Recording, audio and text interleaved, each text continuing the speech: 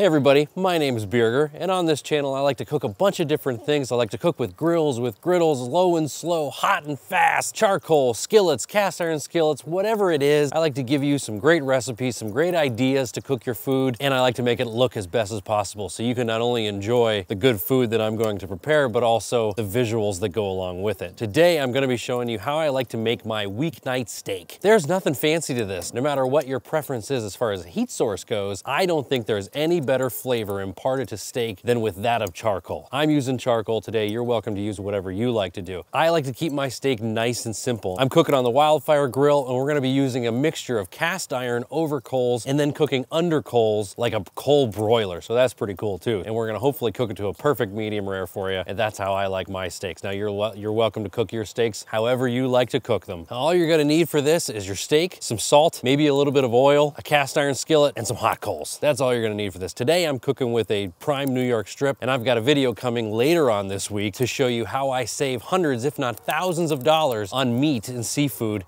every year. So tune in for that in a couple days. Now here's my New York strip. First thing you're gonna wanna do after you pull it out of the package is dry it off with some paper towels, because that myoglobin that it's sitting in and other juices will make sure that your seasoning does not actually stick to the meat. So the first thing we're gonna do after we dry it off is just put a little touch of avocado oil on it. You're welcome to use whatever oil you like. So that's what we're working with. Beautiful New York strip. I'm using coarse kosher salt. Morton's is the brand I'm using. It doesn't matter. Just don't use iodized salt, okay? Now use more salt than you think you need, because you are going to lose a lot of salt as soon as you place it in the pan or on your grill.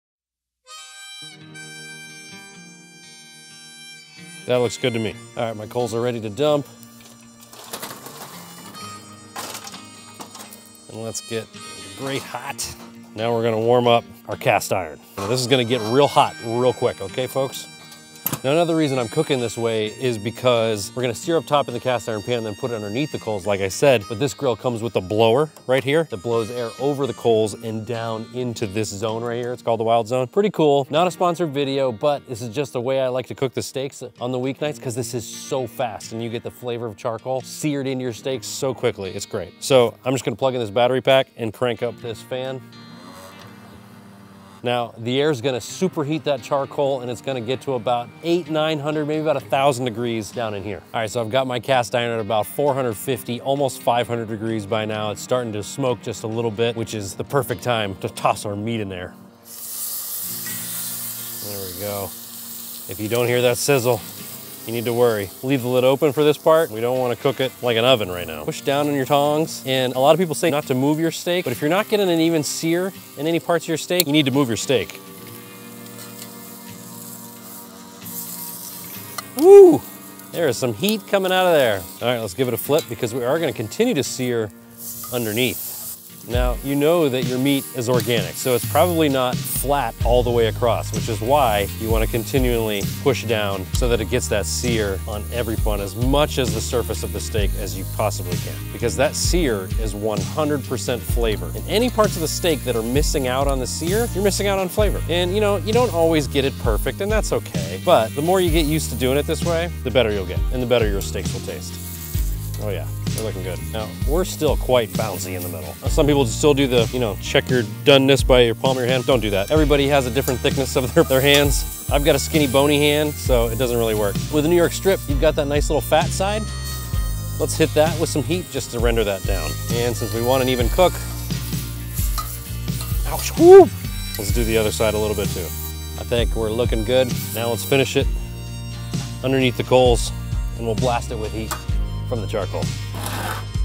Cooking underneath the coals is pretty special. If you don't have this grill, that's okay. Just cook on your coals and finish your steak that way so that you get the same effect. So since I turned off the fan in the back while I was searing in the cast iron and then moved underneath and turned the fan back on, we're at about 800 degrees right underneath the coals, which is really great for finishing these steaks off really quickly. And this type of cooking is very similar to that of a Peter Luger steak, a very famous steakhouse in New York, where they sear the steaks on a griddle surface and then cook them at high heat underneath.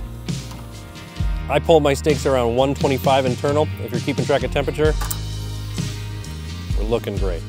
Okay, now the most important part. Well, aside from cooking it, the next important part is the rest. You have to let your steak rest. A steak this size, I'm gonna let rest about 5 minutes, and while it's resting, I'm gonna put a little pad of butter. Another great way is truffle butter or bone marrow butter or anything like that. And I like to just sit that, let the heat from the steaks rise up into the butter, melting it slowly. And now I like to hit it with a little fresh cracked pep and a little bit of herb de Provence. Why? I don't know, I'm feeling special for today. So there we go. Now that's gonna rest with the pepper, the herbs, and the butter. When the butter melts, I'm gonna spread it around the steak, and we've got our weekday steak.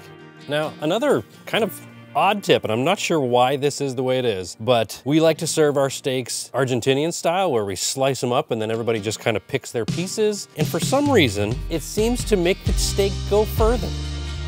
Ooh. That is just lovely. There we are. Beautiful. Lots of juice, butter, herb de Provence, pepper, and salt. In total, this probably took us a total of 8 minutes, not including the time it takes to start up your coals. Not bad for a weeknight steak. 8 minutes plus maybe 10 to 15 to start up your coals. So plan accordingly, but while the coals are starting, you can make your side dishes and things like that and get all your mise en place in place. Let's give this a try.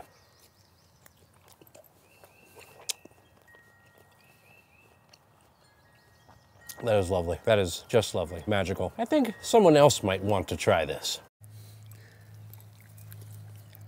Is it good?